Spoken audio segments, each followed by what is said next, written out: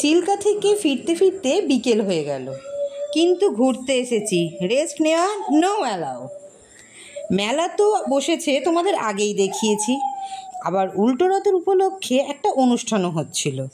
গানটা না বুঝতে পারছিলাম না, কিন্তু শুনতে বেশ ভালোই লাগছিল। নাও তোমরাও একটু শুনে নাও।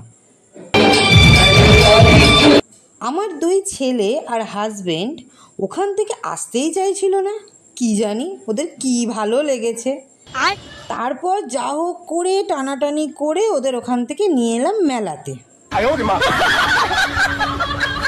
আজ যেহেতু সারাদিন প্রচুর ঘোরাঘুরি হয়েছে, তাই একটু তাড়াতাড়ি ডিনার করতে চলে এলাম।